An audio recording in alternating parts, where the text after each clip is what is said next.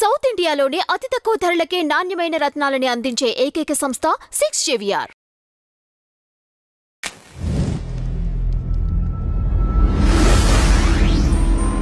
నమస్కారం నాగార్జున గారు. నమస్తే అంజీ గారు. జగన్మోహన్ రెడ్డి గారు రావాలని కోరుకున్నారు, వచ్చారు, టక్కన వెళ్ళిపోయారండి. ఇప్పుడు హ్యాష్ ట్యాగ్ ఏంటంటే 2 minutes మ్యాగీ జగన్ అని చెప్పేసి హ్యాష్ ట్యాగ్ వైరల్ చేస్తున్నారు. అదే. సో అసలు రావటం వెంటనే బాయ్కాట్ చేయటం ఇది అంటే రేపు కేవలం హాజరుపరచుకోవటం కోసమేనా అనుకోవాలా, లేకపోతే దీన్ని ఎలా చూడాలి? ఖచ్చితంగానండి. ఎందుకంటే జగన్మోహన్ రెడ్డి గారు ఏది చేసినా అది ఒక సంచలనం బయటకు వస్తే అది ఆయన రాజకీయ ప్రస్థానం మొదలుపెట్టినప్పటి నుంచి మీరు కనుక తీసుకుంటే ఏది కూడా అందరి నేతలు చేసేటట్టుగా చేయడు.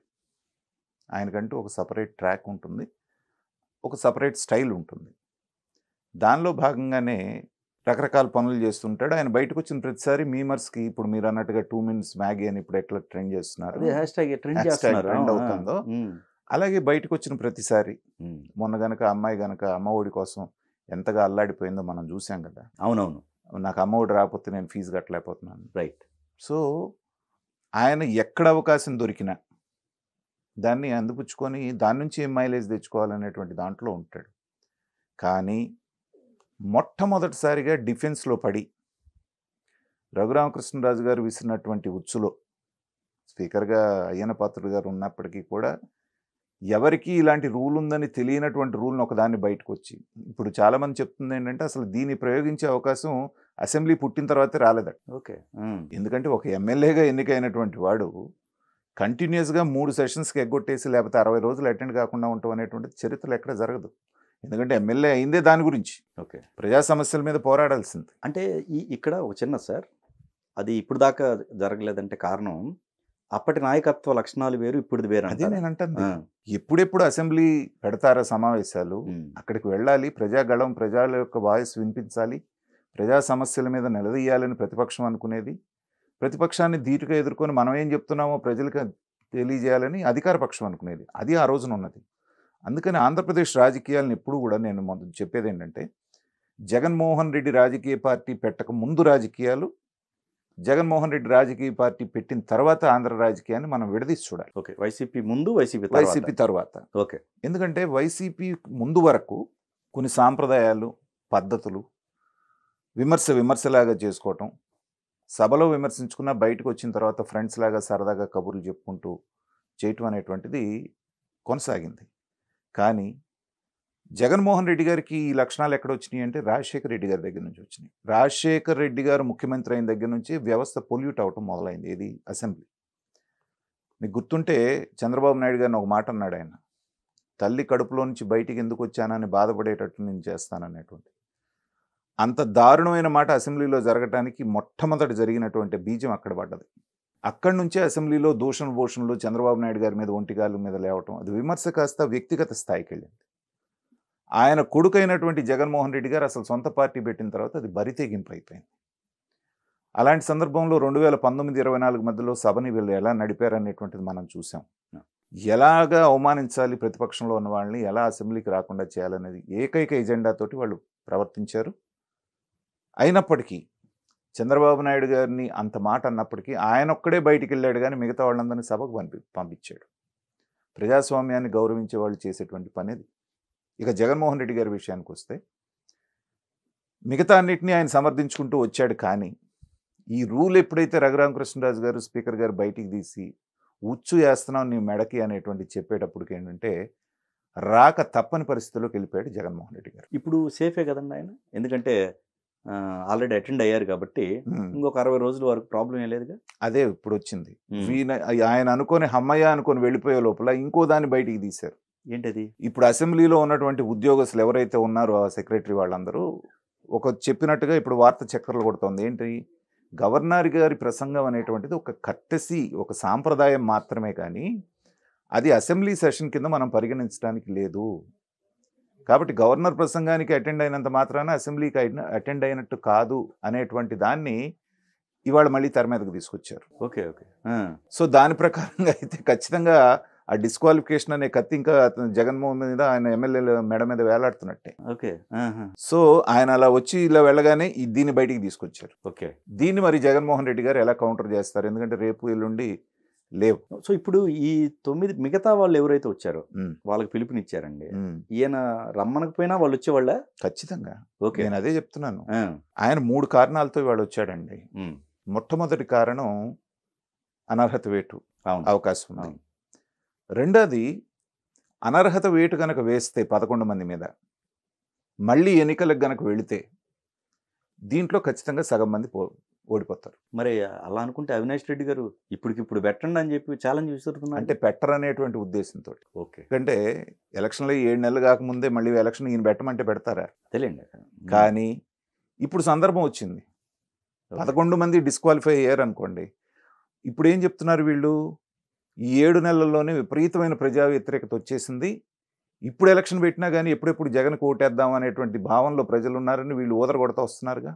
సో ఇప్పుడు ఓడిపోవటం కాదు, గతంలో వాళ్ళకు వచ్చినటువంటి ఓట్ల కంటే ఏ ఒక్క ఓటు తక్కువ వచ్చినా వీళ్ళు చెప్పింది అబద్ధం అని తెలుస్తుంది.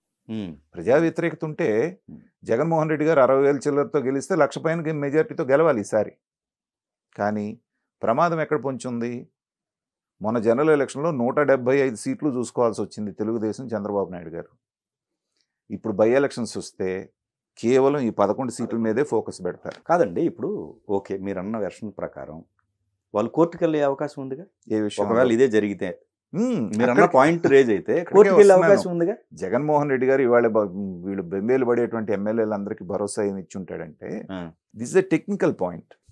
అవునా కాదా అని అంబిగ్విటీ ఉంది అక్కడ. మీరు అటెండ్ కాకపోతే మీకు డిస్క్వాలిఫై అయిపోతారు అనేది క్లియర్. కాబట్టి దాని మీద కోర్టుకు వెళ్ళేటువంటి అవకాశం లేదు. కానీ ఇక్కడ గవర్నర్ ప్రసంగానికి అటెండ్ అయ్యాం కాబట్టి అది అటెండ్ అయినట్ట కానట్టని వాళ్ళని అయినట్టు వీళ్ళు అంటే మళ్ళీ ఈ పంచాయతీ కోర్టుకు వెళ్తుంది. సో జగన్మోహన్ రెడ్డి గారికి కావాల్సింది అదే. ఓకే. ఏ విషయమైనా కోర్టుకు వెళ్ళిపోతే అది కోల్డ్ స్టోరేజ్లోకి వెళ్ళిపోతుంది చక్కగా. అప్పుడు సేఫేగా మరి. అప్పుడు అది సేఫ్. ఆ భరోసానే వాళ్ళు ఇచ్చుంటాడు. ఓకే. మనం డైరెక్ట్గా బలి కాకుండా ఉండటం కోసం వెళ్ళాం. వాళ్ళు ఒక టెక్నికల్ పాయింట్ రైజ్ చేస్తే దాని మీద మనం కోర్టుకు వెళ్దాం. ఓకే. అది తేలినప్పుడు తేలుతుంది. లేకపోతే ఈ పాటికి రేపు నుంచి వాళ్ళు వచ్చేస్తారు. రెండో ప్రమాదం ఏంటంటే బై ఎలక్షన్స్కి వెళ్తే గెలిచేటువంటి ఛాన్సెస్ తక్కువ ఉన్నాయి.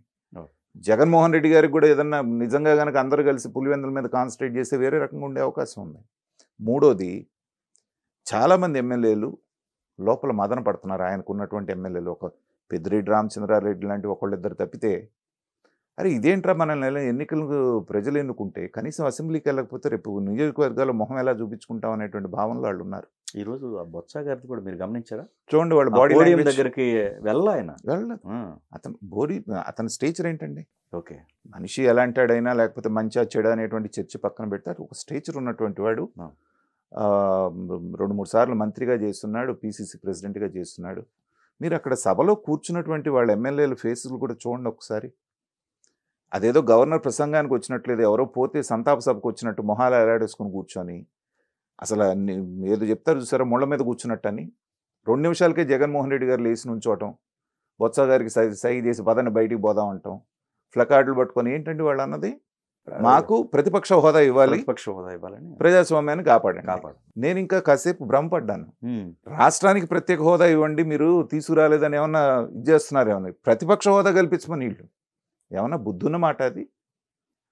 అసలు రాష్ట్రం ఇవాళ అప్పుల పాలైపోయి ఎటు పోవాలో దిక్కుదేలిన స్థితిలో ఉంటే దాని మీద మాట్లాడాల్సింది అసెంబ్లీలో. నువ్వు పోయి ప్రతిపక్ష హోదా గురించి మాట్లాడతావా?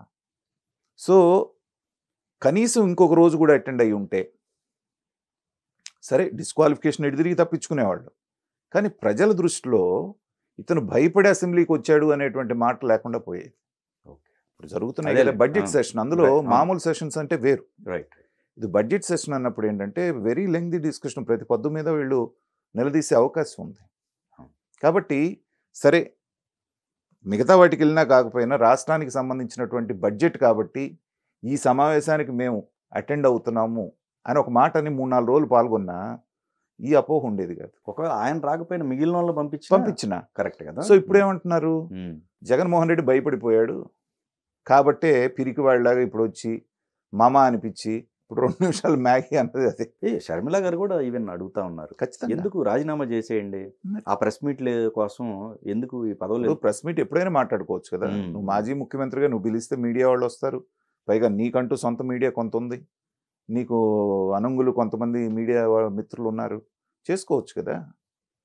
అయితే ఈ ఎమ్మెల్యేలు ఎందుకు ఎదురు తిరుగుతున్నారంటే, నిన్నగాక మొన్న 6-7 నెలల క్రితం 50 కోట్లు 60 కోట్లు 70 కోట్లు ఖర్చు పెట్టి మేము ఎమ్మెల్యేలు అయింది, నువ్వు చెప్పగానే నువ్వు పోకుండా ఉండి రేపు పొద్దున్న డిస్క్వాలిఫై అయితే మా పరిస్థితి ఏంటి అనే తిరుగుబాటు వచ్చేటువంటి అవకాశం ఉంది. కాబట్టి అది మూడో కారణం.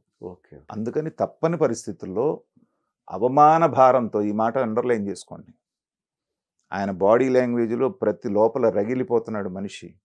తప్పదు, కానీ మెట్టు దిగాల్సి వచ్చింది, వెనకడుగు వేయాల్సి వచ్చింది. అది ఆ బాడీ లాంగ్వేజ్లో ప్రతి చోట కనబడుతుంది. ఇప్పటికైనా నేను అనేది ఏంటంటేనండి, భేషజాలకపోకుండా ఏమాత్రం జగన్మోహన్ రెడ్డికి చెప్పే చనువు కానీ ధైర్యం కానీ ఎవరికన్నా ఉంటే చెప్పాలి అతనికి. జనరల్గా పెద్దవాళ్ళు ఏం చెప్తారు, నీకన్నా తెలిసి ఉండాలి, లేకపోతే తెలిసినాడన్నా చెప్పితే వినాలి. ఇది కాకుండా తెలిసి తెలియని స్థితిలో ఎవరైనా ఉండారనుకోండి, వాళ్ళు చాలా ప్రమాదకారులు. జగన్మోహన్ రెడ్డి గారు ఆ పరిస్థితిలో ఉన్నారు. కాబట్టి అతను పాఠాలు నేర్చుకుంటారని నేను అనుకోవట్లేదు.